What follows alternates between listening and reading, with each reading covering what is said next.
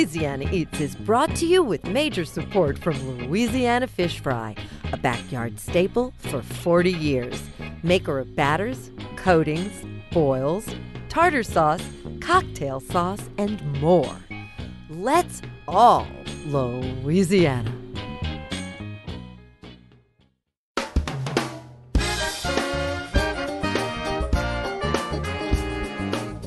From our studios in the Southern Food and Beverage Museum in New Orleans, this is Louisiana Eats.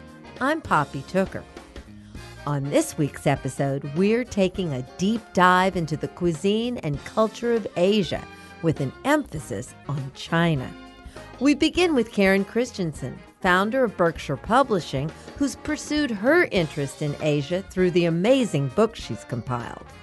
Karen shares her thoughts and experiences on all things culinary, from East Asia to Afghanistan.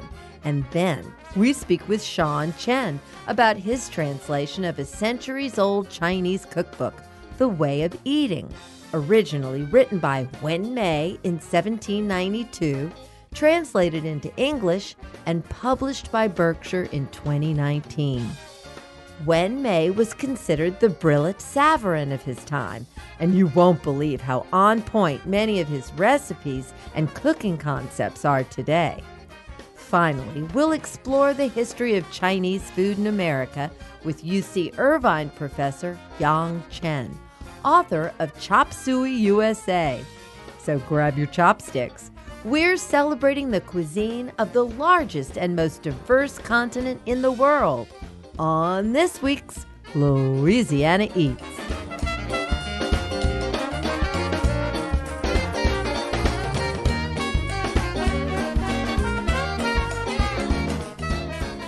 My name is Karen Christensen, and I'm the editor of a book on Asian cuisines, food culture from East Asia to Turkey and Afghanistan.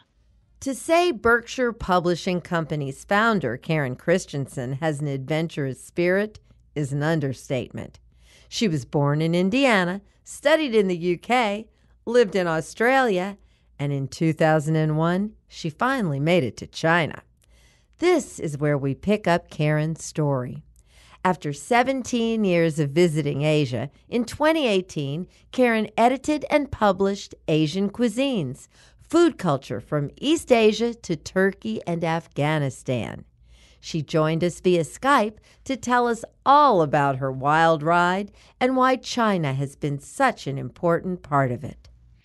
People always wonder about that because I don't have any background in Asia. And it really happened because when I was young, I worked in literary publishing, and then I kind of accidentally became a popular environmental author. I published when I was 31 a book called Home Ecology, a kind of green living guide, and it was a real success. That was what drew me to Asia. I realized how China took the stage, the world stage, would have a huge impact on all of us because it would have such a huge effect on the global environment. It was so important, but I knew nothing about it. And when a big publishing company we were doing some work for said, "Do you have any ideas, any new ideas?" And I just blurted out, "How about Asia?" And everyone else in the meeting just stared at me like, "What are you talking about?" What happened is after I blurted out, "How about Asia?" that evolved quite quickly into a huge publishing project called the Encyclopedia of Modern Asia that we did for Scribner's, a big New York company. And my goal there was, when we were negotiating the terms, is that I wanted a project that would have a budget that would allow me to go to Asia and to take my children there. They were 12, 11, and 14, and I wanted Asia to be part of their world. So in April of 2001, we flew to China. And our time there, our whole Asian adventure, began with a meal, of course. Food is absolutely central to Chinese culture and hospitality. And we ate our way across China. And how does Asian cuisine, how does this book fit into this picture? So this little book on Asian cuisines kind of evolved from that huge project. We looked at Asia from the biggest possible definition, all of East Asia, that's Japan and China, Southeast Asia, South Asia, that's Pakistan and India, and all the way into Western Asia. So this book, which matches essentially the Encyclopedia of Modern Asia in its spread, goes all the way to Iraq, Iran, Afghanistan, as well as the countries. We've got an expert article on the cuisine of Central Asia.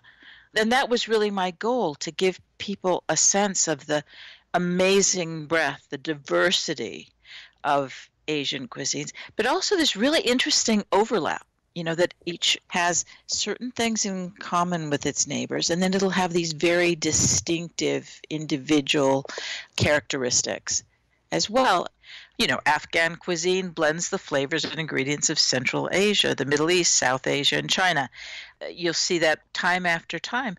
We think of Chinese food, Indian food, Japanese food as kind of distinct, but in fact, if you follow it through the book, you can see how they're related. It seemed to me that one of their greatest commonalities is rice. And so you actually included a whole chapter on rice and rice agriculture. Yeah, rice is enormously important. In fact, the word that the Chinese, and actually in other countries, use for food it's the same word. They use the word rice. And if they want to say, how are you? They'll say, have you eaten? And it's, have you eaten rice? Your well-being depends on whether you've had your rice. And one of the things that children in China were traditionally taught, you could leave other food. You didn't have to clear your plate or clear the central dishes of everything else. But when you were served your individual bowl of rice, you should never leave a grain behind, because that was a sort of waste. That was kind of a sin against the almost society, that you couldn't waste food, you couldn't waste rice.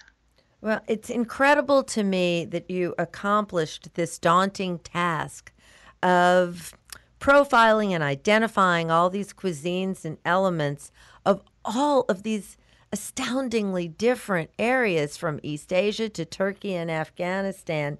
You did that in barely 150 pages. One of the things we decided to do was to put in one recipe for each of the cuisines, because we wanted to have something that would have some characteristic flavor or flavor combination of that particular cuisine, but also be simple enough that most people would be able to make it. Some of these recipes are really simple. Garlic fried rice for the Philippine cuisine. I mean, it has just a couple of ingredients.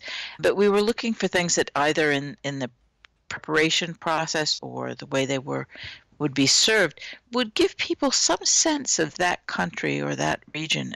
To me, that's what's the most important thing, is not just to give people something really complicated that sounds good, but they never will, they may not have a chance to taste, but to say that we can incorporate, there are ideas from all these cuisines that we can incorporate in our daily cooking, and often they're really healthy or nutritious additions, or they're just plain interesting flavors. For instance, I mean, it's not summer yet, but the way people in Central Asia and Georgia use herbs, they use tons of herbs. They don't use a few little bits of parsley or a couple bits of, few mint leaves. They use massive amounts of herbs and combine lots of coriander and mint and tarragon and parsley, and they chop them or they grind them, and it's exuberant use of fresh herbs, and it's delicious. And I would never have I never got that kind of concept from any European cookery that I've done. Well, there are lots of tastes in Asia that folks who've never traveled there couldn't even imagine. It's a huge regional area, And the geography has effects with the food from place to place. Oh, absolutely. You can learn geography by talking about food. That's what I've become convinced of. I think it probably is the way we should teach geography because the cuisines so distinctly reflect geography, also history, religious beliefs, and certain social patterns. I think that one of the things that I so enjoyed about Chinese cuisine is learning about it's called the eight immortal table. I finally realized that for the Chinese to eat with just another one or two people is very strange. The more the merrier. The absolute classic shape is a table for eight, and it goes back centuries. Sharing food communally is really important to the culture, not just to individual meals.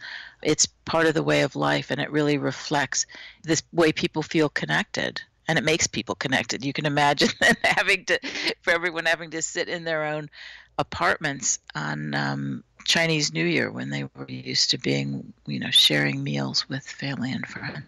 That's the time of their greatest migration in the country. Yes. It just must be so traumatic to them. Oh, it was. I talked to a friend. She said, I wasn't with my family. I was just alone on New Year for the Spring Festival. I mean, it's just, we will all remember this year. That's for sure. That's for sure. In so many ways, all of the Asian cuisines really are the ultimate fusion food. How do you see these cuisines sort of seeping into the American dialogue? Well, because we are thinking about sustainability, we're thinking about diets that are more plant-based, about reducing our meat consumption because of climate change, that Asian cuisines have so much to offer. There's so much flavor, so many interesting textures as well. And Asian cuisines make vegetables exciting. They give they're very much vegetable based, and there's always something new and different to do with them. And also the use of meat more as a flavoring than as the center. So in terms of health, it's really fabulous. And in terms of our living more responsibly on the planet also, and that doesn't mean hardship. That means actually making, having more exciting dishes to eat, a lot of really, really tasty stuff. And I also think that we can learn a lot from the kind of conviviality that is so much part of Asian cooking and eating. It's all about hospitality and, really abundance, not in terms of anything fancy necessarily, but making sure people are taken care of and well fed and satisfied. So I think that the sense of pleasure as well as a lot of practical benefits is what Asian cuisines offer us now. Karen, where can people find Asian cuisines, food culture from East Asia to Turkey and Afghanistan? Well, it's available at all major online sources. Bookstores can order it, and it's easily available at berkshirepublishing.com. Well, it was a treat to talk with you, and I look forward to the next time. Me too. Really, I look forward to seeing you, Poppy. We're going to eat together. That's a deal. Come visit. Thank you, Karen. All right, I will. All Thanks righty. so much.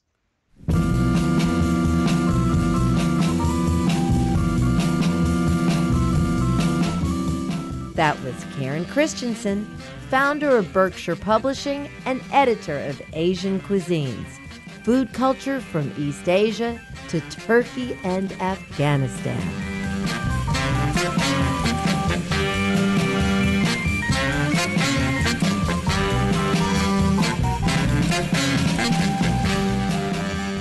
Coming up next, we speak with Yong Chen, who's translated a centuries-old manual of gastronomy, The Way of Eating. Louisiana Eats returns after the break.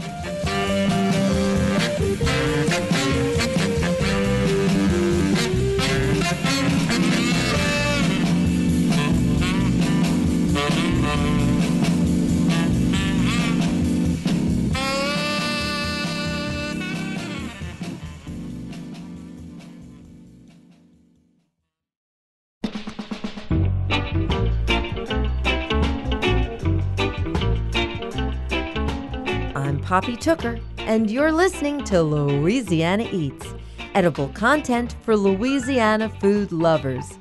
Louisiana Eats is brought to you with major support from Camellia Brand, beans done right, a New Orleans tradition since 1923, and from Ralph's on the Park, overlooking City Park's ancient oaks.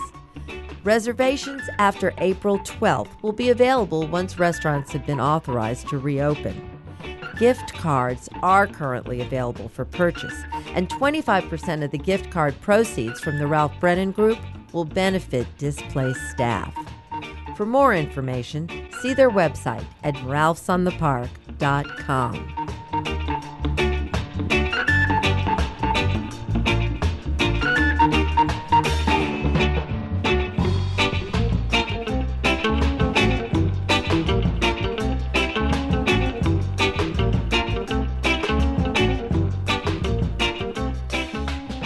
Suiyuan Shidan, written by 18th century poet, painter, and essayist Yuan Mei, was essentially a handbook of what he knew Chinese cooking to be. It included critiques of unorthodox methods of Chinese cooking, as well as more traditional recipes. Yong Chen took on the task of translation, and the resulting book is called The Way of Eating, Yuan Mei's Manual of Gastronomy. I asked Sean to tell me about Yuan Mei and his amazing book, The Way of Eating. So the book was written by a guy named Yuan Mei. He's a 18th century Chinese gastronome, and basically he has worked in, the imperial courts, and he ate basically next to the emperor's table and everything all the way down to the commoner's plate. So he has a rather rich understanding of Chinese cuisine and Chinese gastronomic practices at the time. Near the end of his life, after he has eaten and drank everywhere, he wrote this book, and it incorporates not only the recipes, the things that he enjoyed eating, but also a bunch of ideas. I guess I would call them guidelines to gastronomy that he put down in the very first two chapters of the book, which he basically lists as essentials of gastronomy or cuisine and the forbidden things of gastronomy and cuisine. Well, Yuan Mei seems to have been China's Brillat Savarin. Could you explain the role that he plays in China? How do the Chinese regard him now, all these hundreds of years later? Well, this book in particular, the recipes that he lays out, as well as the gastronomic practices, is sort of an anchor in time. And so, with all the turmoil that has happened in China in the 20th century, as well as if you look at all the overseas Chinese diaspora, this is a place in which a lot of people can kind of look back and see, this is what people used to do, and sort of link it with the cuisine or the recipes that they remember, and use it to, in many ways, reconstruct a cuisine or to come to a better understanding of their own cuisines. He's such a fascinating man because he basically retires in his mid-30s and leaves his life as an official and leaves the court behind. And he builds a fantastical home and acquires a master chef. So Yuan Mei actually had 3 chefs, but I think the one that he liked, actually, he kept for a long time, and he actually wrote an obituary to him talking about, the fantastic skills that he has and, his high exacting requirements to cuisine. And so I think a lot of the recipes that are in this book are sort of translated into writing by Yuan Mei, but comes from the chef himself. The chef learned a lot of these recipes from other chefs. So it's kind of a giant community collaboration, if you can think of it that way. Well, didn't he say that it was 40 years in the making? Exactly. So Yuan Mei collected it along with his chef. But I think in many ways, Yuan Mei has eaten everywhere in his life, right? So the thing is, when he became a really high official in his late 20s, he started eating some of the very, haut de gamme things. And at the end of his life, he was still eating really well, but he had the chance to experience what most common people would have eaten, along with what people of the more well-to-do classes would have partaken in. So it was everything and everywhere. And you can see this in the writing inside. I mean, it's not just about recipes, but he talks about, going to places with his friends and eating there and what sort of things that they saw and what sort of games they played. It's a whole slew of everything. So in some ways, this is not just a cookbook. This is a book on gastronomy and a glimpse of the history and the practice of the people, gastronomic-wise, at that time. Sean, how did you become interested in the first place? I've always been interested in Chinese cuisine, Chinese gastronomy, because growing up in North America, it's, I guess you're always a little bit separated from Chinese culture, which, I identify with. I've always looked at food through recipes and whatnot. But the more I dig, the more I went into the historical part of things. So I looked more into Chinese history and more specifically into Chinese gastronomy and its Chinese gastronomic history. So by looking at sort of the literature here, one book that always turned up was The Way of the Eating, or in Chinese, Suiyuan Shidan. So I looked into this book, and having grown up here, my Chinese reading skills are, in my parents' own words, terrible. And so I took the chance to say, how about I go and look up the original edition of this book and use it as an exercise to kind of try it out, to practice it. Because, this is a tremendously important book. Many other books and writings in the literature refer back to this book. And so I started digging into it. And 5 years later, a translation came out. Sean, have you cooked from this book? I have cooked some of the dishes in here, and actually it was part of the translation process because, as I said, there's a lot of stuff inside here in which there are bits and pieces that are missing. And I find that, to a certain extent, you see this in older recipe books. But for Yuan Mei's stuff, I think a lot of it comes down here to either his own observations or the descriptions of his cooks to him. So a lot of dishes there, you don't really understand the technique or even why they're called certain things until you actually go to the kitchen and try to cook them.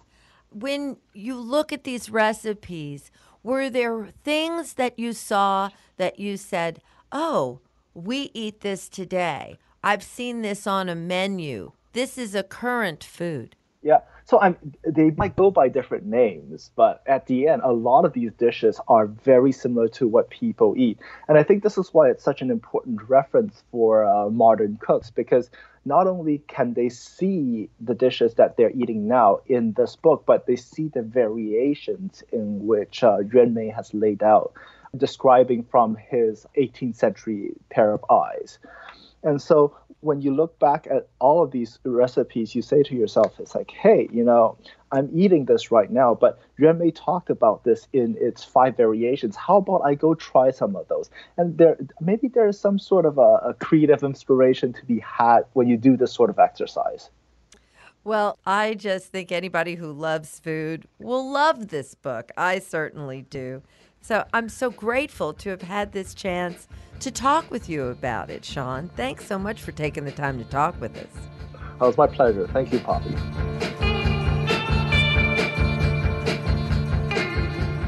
That was Yong Chen, research scientist and translator of The Way of Eating, Yuan Mei's Manual of Gastronomy.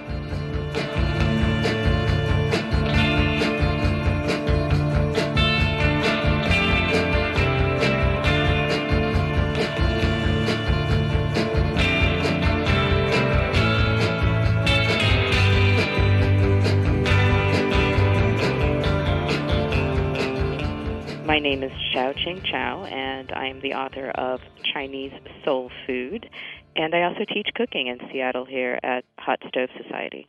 Xiaoqing Chow's love of journalism and cooking sprouted from a seed planted long ago by her parents. Immigrants from Taiwan, they sought to further their education and make a better life for their children here in America. When Xiaoqing was just a girl, they opened a Chinese restaurant to help support their journalism studies and their family. Xiaoqing's childhood love of journalism and food transformed into a career writing cookbooks and teaching cooking. Her book, Chinese Soul Food, is remarkable on many levels and is absolutely one of my favorites. The cooking teacher in Shaoqing really shows in her recipes for everyone's favorite Chinese restaurant dishes, like pork spare ribs and chili wontons, which she demystifies using ingredients you're likely to already have in your pantry. We spoke with Shaoqing about how this all came about.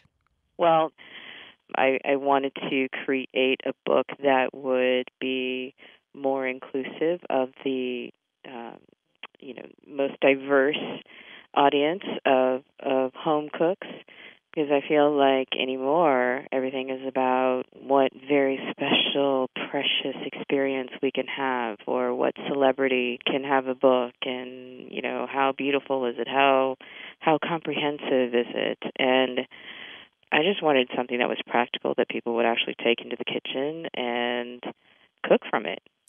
I love that you refer to what you do, and you also named your book Chinese Soul Food. What does that mean to you?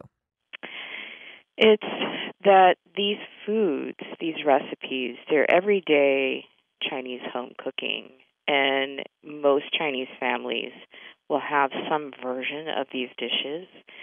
It's kind of like in America, it might be fried chicken and mac and cheese, where everybody's got their slightly different version, but they're all good.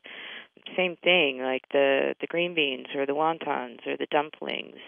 There's a basic method for making these foods, but maybe your grandma liked it with a little more ginger or a little more spice, or you name it. So there's some variation, but if you asked people about these dishes, they will wax poetic about these foods, because it hits you at the core, and they're usually if you had a bad day, you're like, yeah, I need a bowl of noodle soup, or I need a bowl of congee, or if you're sick, I need to have some of that chicken soup. They unify us across all the different regions and all across if I may borrow another term, the diaspora of Chinese people who are around the world. And by the way, there's a Chinese restaurant in every town, anywhere in the world. So it's that food that, it's not fussy. It just comforts you, and you know that you're home. One of the things that you accomplished with all gold stars, as far as I'm concerned, is you set out to write straightforward recipes inspired by foods of your childhood. And, I've been cooking or attempting to cook or fascinated by Chinese food my whole life. And, I hail back from a time before there were any Asian markets, and these ingredients were quite obscure. And I'm fascinated that again and again I read one of your recipes, and there doesn't seem to be any need for any exotic ingredients. Well, I think that we somehow in this culture feel that to be special or to be, quote, authentic, we have to go to the ends of the earth to find the most authentic ingredients that were grown in, the villages of the Sichuan province or whatever it is.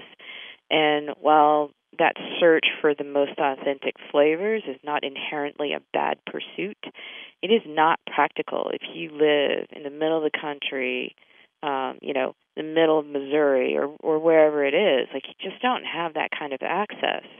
But the beauty of this kind of cooking, this just the spirit of traditional Chinese cooking, is that you can take these methods and adapt it to whatever ingredients you have wherever you are. So a stir fry is a stir fry, whether you have Chinese cabbage or baby bok choy or you have kale. Okay, so it's a green vegetable. You can still apply the techniques of stir frying, the techniques of balancing flavors. It's more about if you have something that's hot, sour, salty, sweet, there are different ways to achieve that balance. So like with the spare rib dish that you're talking about, traditionally it's made with Chinese black vinegar and rock sugar. Well, if you don't have Chinese black vinegar and rock sugar, how are you going to get that acidity in that sugar? Well, you can use brown sugar.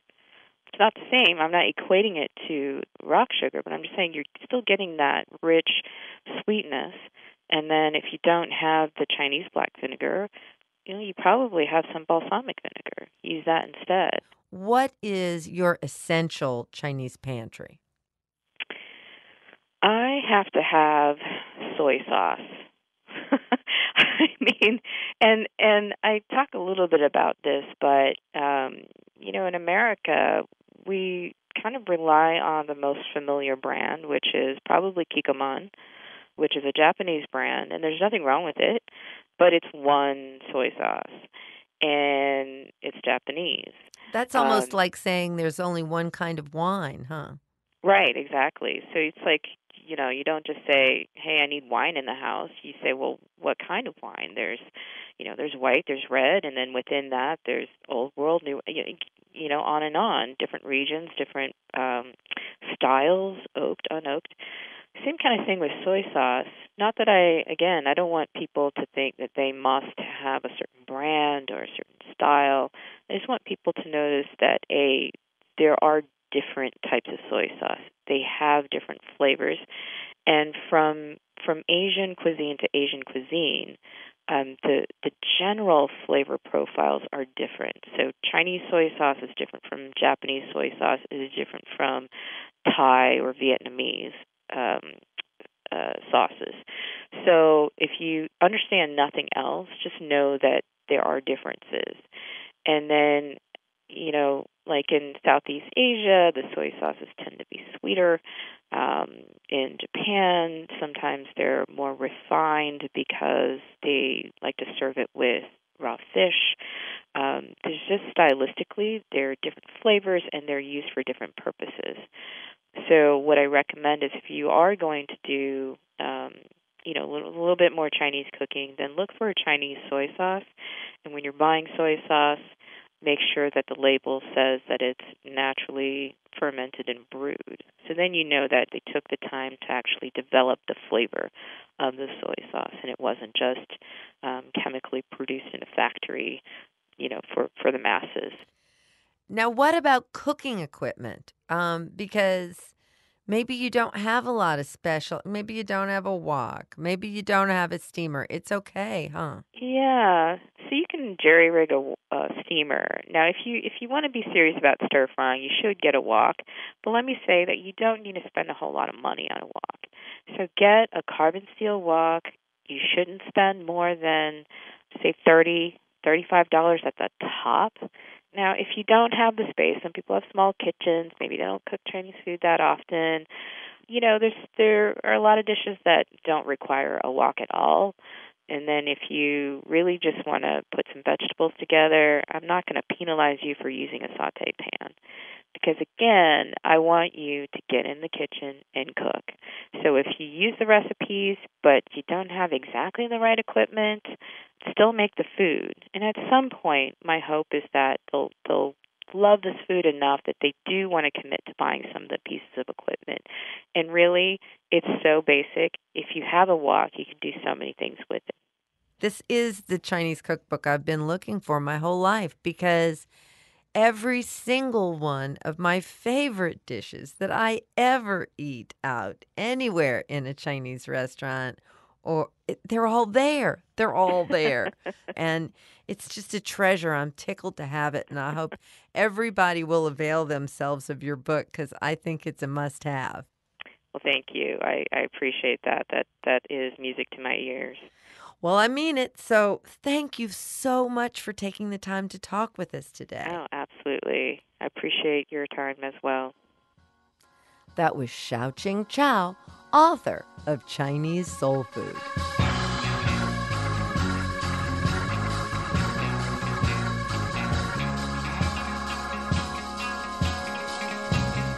What is a sea cucumber?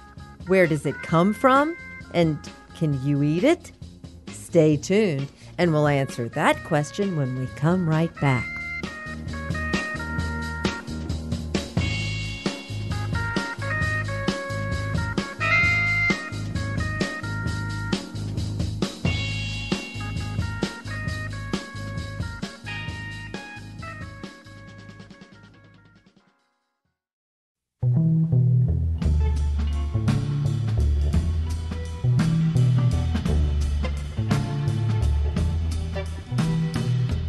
Poppy Tooker, and you're listening to Louisiana Eats, edible content for Louisiana food lovers.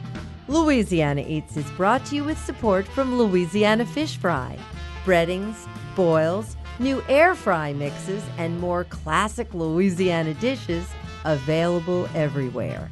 Let's all Louisiana. And from the St. Tammany Parish Tourist Commission. Located 40 minutes from New Orleans' French Quarter, the North Shore's Tammany Taste features the chefs and farmers, brewers and bakers of St. Tammany Parish's culinary scene.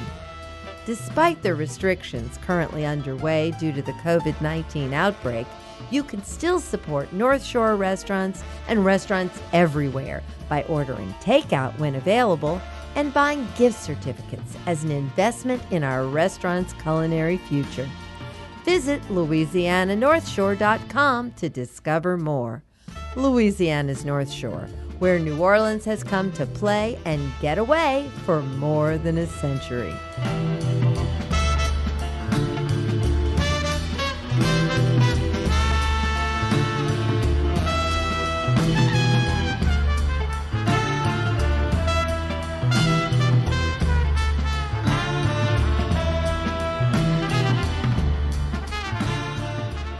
Here's this week's culinary quiz question, brought to you with support from Popeye's Louisiana Kitchen. What is a sea cucumber? Where does it come from? And can you eat it? Sea cucumbers are marine creatures that live on the ocean's floor everywhere. Visually, they look like cucumbers, thus the name. But, oh my goodness, they don't taste like cucumber. Popular in both Asian and Middle Eastern cuisines, they're used fresh or dried, and they're packed with nutrients. They're low in calories and fat, but high in protein, and can be eaten raw, pickled, stir-fried, really any way you can imagine, if you can eat them.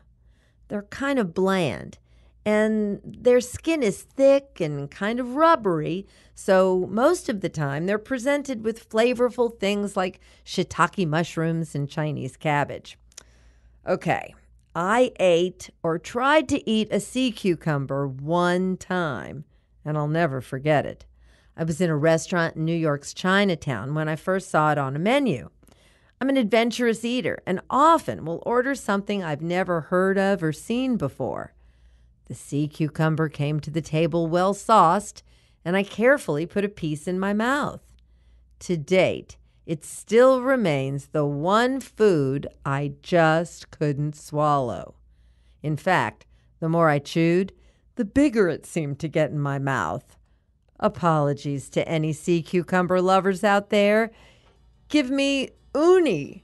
Give me anything. Just please, no sea cucumber. I'm Poppy Tooker, and you're listening to Louisiana Eats.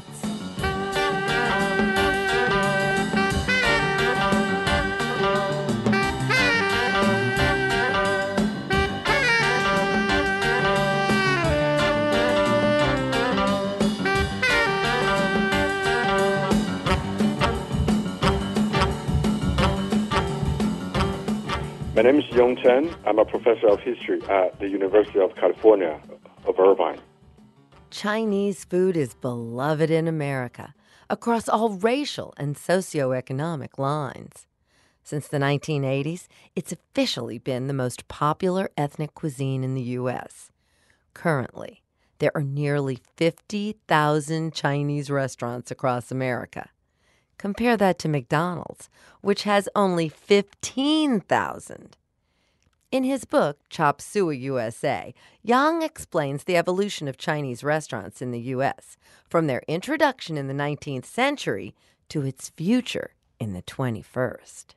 Chinese cuisine arrived with the coming of the first Chinese 49ers, the people who came from the Pearl River Delta region in South China during and shortly after the gold rush. So in the mid 19th century, and so the first Chinese restaurants, there were 4 of them at least, appeared in San Francisco in the late 1840s. At that time, the people in San Francisco, most of them were young males coming from different parts of the world, and from the East Coast, from South America, from China, from other places. They were hungry. They were hungry for money, but also hungry for food because these young men didn't know how to cook. So some of them probably went to those Chinese restaurants. Okay, but very shortly thereafter, anti-Chinese sentiments started to increase and became very, very strong during the 1850s.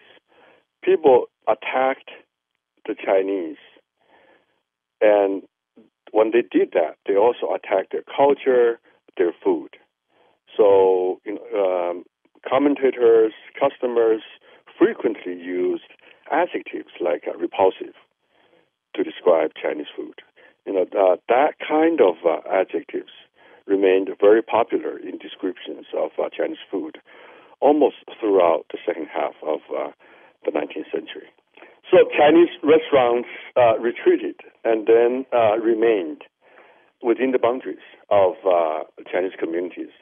Chinatown, San Francisco, Sacramento, Marysville, and later on Los Angeles. And the customers of Chinese restaurants were primarily Chinese, the Chinese immigrants, Chinese Americans themselves who supported. And at some point, you mentioned Chinese Americans. At some point, is that how the food becomes accepted? It becomes more Americanized? It's really a complicated story. People like me have just started to look into the complexities in terms of why, and how Chinese food did become popular. There are a number of factors. The first one is the rise of Chinatown as a tourist attraction.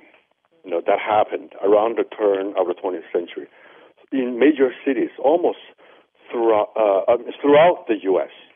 There are other socio-economic factors, one of which is the fact that the Chinese, in the course of the second half of the 19th century, were marginalized in terms of occupational choices.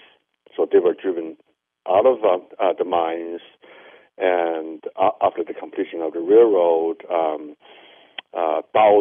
thousands of Chinese railroad workers lost their jobs, and they were also driven out of rural America, basically by violence. Okay, and they were banned from various occupations, could not become lawyers, could not become teachers. So the only sector that remained open was the service industry. Throughout American history, the essence of the American dream is focused on the quality of life, a better life. Okay, so having the ability of your meals served and cooked by somebody else, that's something very important in the minds of a lot of people, and that's why the restaurant industry started to rise, and the Chinese effectively took advantage of this opportunity. Even to this day, Chinese food in the minds of a lot of people remains a sort of inexpensive, cheap, and convenient kind of food. You can say Chinese food was the predecessor of American fast food. Yang, there we are in the early part of the 20th century, and through the chop suey craze and phenomenon, the cuisine takes hold. But then World War II comes along, and that must have changed the scene tremendously when it came to Chinese food in America. It's a very, very good point. World War II was a turning point. There has been a sort of a racial hierarchy in the U.S. It's a kind of a ideology that prevailed in popular culture, also in government policies, and in the documents issued by the federal government. Okay, so in that hierarchy, the Chinese ranked very, very low. Okay, they used to. But in World War II, their quote unquote ranking started to rise in that hierarchy. So, for example, then they all of a sudden they became sort of better people, a superior race in comparison with the Japanese. Okay, so some Chinese Americans carried a badge on them saying, "I am Chinese," or "I am not Japanese." And China and the U.S. were friends during World War II. So this is why when conflicts became more serious in the Pacific Theater in 1943, the U.S. government repealed the long-standing anti-Chinese Exclusion Act. There were several of them. The first one was passed back in 1882, banning Chinese labor immigration for 10 years and reaffirming the legal principle, which goes back to 1790, that no Chinese could become naturalized American citizens. So, the Chinese effectively took advantage of that opportunity. They showcased their culture during holidays, like the Chinese New Year. So they invited in cities like San Francisco and New York, their Caucasian neighbors, to join them in their community. So there were Chinese folk dances, Chinese music, and also Chinese food. Well, thank you so much for taking us down this historical path with you. What do you think we can look for on the horizon, Yang? One hope that I have is, people now will have greater opportunity to taste greater variety of Chinese regional cuisines, right? But also the fine dining kinds of Chinese food, beautifully presented, delicious, artistic, the best that the world's one of the oldest and the most sophisticated cuisine has to offer.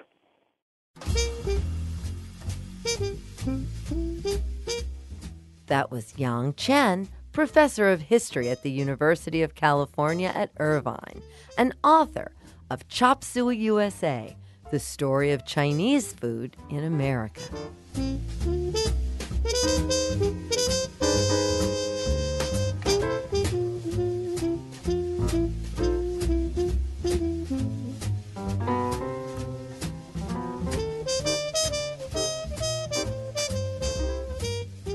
That's it for this week's edition of Louisiana Eats, edible content for Louisiana food lovers.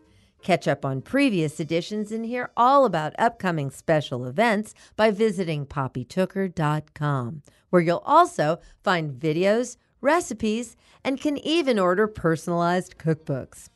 Louisiana Eats is made possible with major support from Popeye's Louisiana Kitchen, Louisiana Fish Fry, Camellia Brand Beans, and the St. Tammany Tourist Commission. Additional support for Louisiana Eats is provided by Tableau, brunch and dinner daily with outdoor balcony dining overlooking Jackson Square. Please remember that during the COVID-19 crisis, restaurants need our support more than ever. Please consider takeout and delivery from our generous sponsors, and remember, buying a gift certificate is making an investment in their future. Original theme music composed by David Pomerleau and performed by Johnny Sketch and the Dirty Notes. Big thanks to senior producer Joe Schreiner and special projects manager Reggie Morris, and to our business manager and social media maven, Maddie Mullidew. Come visit us anytime in our Louisiana Eats studios at the Southern Food and Beverage Museum. We're on Instagram and Facebook, too. Louisiana Eats is a production of Poppy Tooker Broadcasting.